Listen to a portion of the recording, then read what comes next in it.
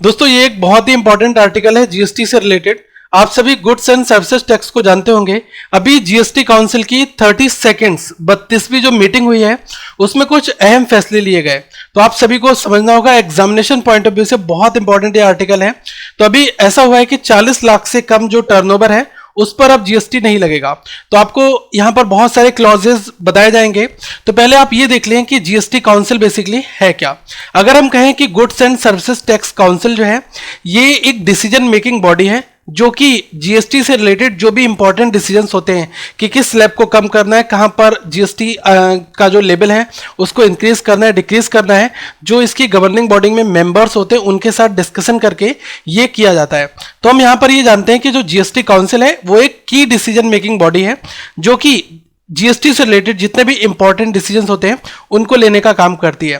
अगर यहां पर हम कहें कि जो स्टेट और सेंटर इन्वॉल्वमेंट तो जीएसटी काउंसिल में दोनों का होता है, तो यहां पर आपको ये देखना होगा कि जो चेयरमैन होते हैं वो होते हैं फाइनेंस मिनिस्टर। जो हमारे यहां भारत के जो फाइनेंस मिनिस्टर वित्त मंत्री हैं अरुण जेटली जी, ये इसके चेयरपर्सन है। अगर हम मेंबर्स की बात करें तो ये राज्यों से प्रतिनिधित्व होता है। ठीक है, तो जो मेंबर्स होते हैं ये स्टेट से आते हैं। अब जैसे कहें कि पहले इसमें मेंबर कौन है, the union minister of state in charge of revenue और फाइनेंस।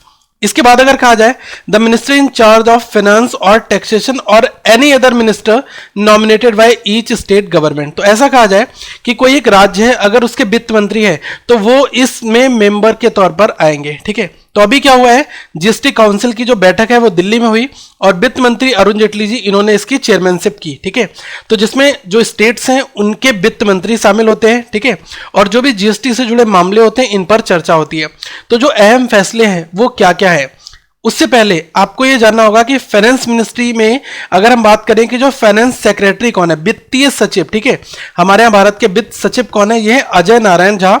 और आप सभी को पता है यूनियन मिनिस्टर अरुण जेटली जी, अभी हमने जिक्र किया। सेकंड, ये ज्यादा इंपॉर्टेंट है, अगर कहा जाए मिनिस्टर ऑफ स्टेट तो यह है श्री शिव प्रताप शुक्ला और श्री पी राधाकृष्णन। ठीक है, तो ये तीनों जो पॉइंट हैं इनको भी आप नोट कर लें।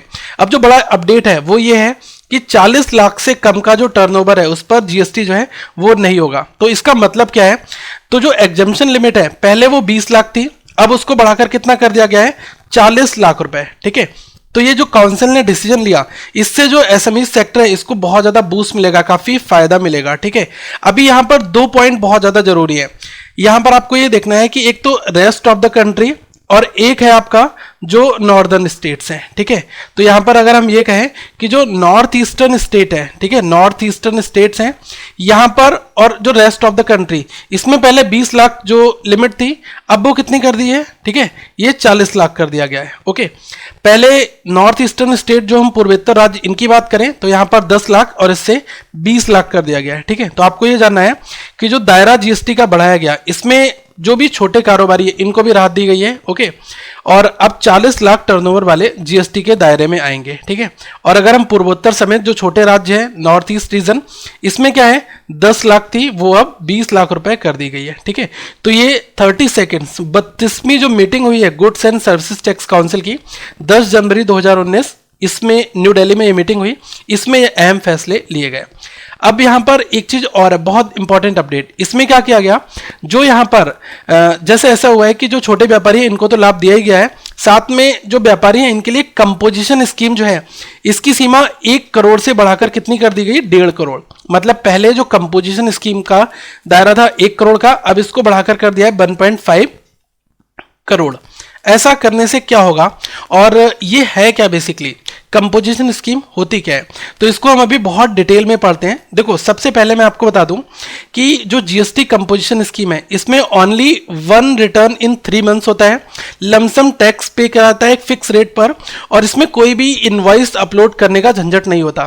तो अगर हम ये कहें कि शुरुआती दौर में जीएसटी टैक्स सिस्टम की बहुत सारी जो जटिलताएं थी उसमें राहत देने के लिए ये कंपोजिशन स्कीम बनाई गई थी। तो इसमें जो छोटे व्यापारी हैं इन्होंने अगर इसको अपनाया तो उनको क्या फायदा मिला। देखो, जीएसटी की अगर सामान्य स्कीम के तहत जो बिजनेस कर रहे हैं उनको हर महीने 3 रिटर्न भरने जरूरी होते थे। एक GSTR 1, बिक्रियों के लिए, ठीक है। GSTR2 ये खरीदारियों के लिए, और तीसरा क्या है GSTR3 ये टैक्स का हिसाब किताब इसके लिए। लेकिन अगर जीएसटी कंपोजिशन स्कीम के दायरे में कोई आ जाएगा तो उसके लिए क्या है कि हर महीने ये 3 रिटर्न भरने नहीं होते, इसकी बजाय उन्हें हर 3 महीने में सिर्फ एक रिटर्न भरना होता है, जिसको हम क्या कहते हैं GSTR4, ठीक है। अभी ये जो डेटा है हमने कलेक्ट किया है प्लान मनी टैक्स से, आप और भी डिटेल में इंफॉर्मेशन यहां पर जाकर देख सकते हैं। एक चीज मैं आपको और बताऊं कि इस क्वार्टरली रिटर्न में उन्हें हर तिमाही में होने वाले कुल लेन देन, कुल कमाई और उस टैक्स पर जो देनदारी और जमा किया गया जो जीएसटी है उसकी जानकारी केवल देनी होगी, ठीक है, GST4 में। एक चीज आप और समझ लें कि जो lump sum tax with fix rate है ये क्या है। देखो कंपोजिशन स्कीम में जो लोग आए हैं, ओके, तो जिन्होंने इसको अपनाया है तो उन लोगों ने अपने रिटर्न के साथ बीते 3 महीनों के दौरान हुई कुल सेल्स, ठीक है, पर एक मुक्त जो है जीएसटी जमा करना है, मतलब कहा जाए एक फिक्स रेट पर, ठीक है, और टैक्स भी एक फिक्स रेट पर जमा करना है। तो ये इसका मतलब होता है lump sum tax with fix rate, ठीक है। दूसरी चीज क्या है कि कोई भी झंझट नहीं अपलोड करने का, तो जो नॉर्मल है जो कंपोजिशन स्कीम से बाहर है उनको ये काम करना होता है, इनवॉइस अपलोड करनी होती है। लेकिन कंपोजिशन स्कीम में जो रजिस्टर्ड कारोबारी हैं उन्हें ना तो अपनी सेल्स ना जो परचेज, ठीक है, और जो इनवॉइसेस है इनको अपलोड करने की कोई जरूरत नहीं पड़ती। लेकिन जो जीएसटी की सामान्य स्कीम है उनको GSTR1 में सभी तरीके की जो सेल्स हैं, ठीक है, और सारी जो परचेजेस हैं उनका डिटेल देना होता है और रसीदें भी अपलोड करनी होती हैं, ओके। तो आपको समझ में आ गया होगा कि जीएसटी कंपोजिशन स्कीम का क्या फायदा है, ओके। दूसरा एक और बड़ा अपडेट ये आया है कि केरला में फ्लड आया था, आप सभी को पता है, तो वहां पर बहुत ज्यादा रिलैक्सेशन जीएसटी काउंसिल ने दिया है। ये मेन जो रिलैक्सेशन है काउंसिल ने अलाउ किया है स्टेट केरला के लिए कि 1% जो है आप 2 साल तक, ध्यान से सुनना, 1% एक सेस लगेगा 2 साल तक, ठीक है, आप लगा सकते हो। तो इसका मतलब ये है कि केरल 2 साल तक अधिकतम 1% तक आपदा सेस जो है ये लगा सकता है। इसकी मंजूरी वहां पर दी गई ताकि वहां पर डेवलपमेंट में और मदद मिल सके, ओके। तो ये जो है जीएसटी के अभी मैंने बताया ना चेयरमैनशिप अरुण जेटली जी की अध्यक्षता में हुई, तो वहां पर ये अहम फैसले लिए गए। इसके अलावा आप ये देख लें कि इजी रिटर्न फाइल, जो भी मैंने आपको बताया पहले क्या था कि जो जीएसटी काउंसिल ने एसएमई को जो वार्षिक रिटर्न फाइल करने में छूट दी है। इसका मतलब ये है कि ये जो इफेक्ट है वो कब से होंगे, 1 अप्रैल 2019 से होंगे। इसमें क्या होगा कि जो नो पे tax on a quarterly basis but the returns will be filed annually. देखो टैक्स तो आप क्वार्टरली पे करो, लेकिन जो रिटर्न फाइल करना है उसको आप एनुअल पे करोगे, ठीक है। तो ये कहा गया है, मतलब साल में एक बार ही रिटर्न भरना होगा। पहले क्या था कि 3 महीने में ही, ठीक है, तो अगर आप इसको क्वार्टरली कर रहे हो तो आपको रिटर्न भी फाइल करना होता था, लेकिन अब रिटर्न केवल एक बार करना होगा, लेकिन हर तिमाही में जो है वो आपको टैक्स देना होगा, ठीक है। सीधी सी बात क्या है कि 1 अप्रैल 2019 से जो बिजनेसमैन है इनको क्या होगा, एक बार ही रिटर्न भरना होगा, ठीक है। ये चीज़ यहाँ पर जो है इनको छूट दी गई, ठीक है। और पहले क्या होता था, इनको हर तिमाही में रिटर्न भी भरना होता था और टैक्स भी इनको हर तिमाही में देना होता था, ठीक है। इससे इनको निजात मिल गई है, तो इस चीज़ को और ज़्यादा सिंप्लीफाई किया जा रहा है। एक और इंपॉर्टेंट अपडेट क्या है, अभी तो हमने जो सबकी बात की थी कंपोजिशन स्कीम में, लेकिन जो सर्विस सेक्टर है, ठीक है, यहाँ पर हम बात करेंगे सर्विस सेक्टर की केवल, ठीक है।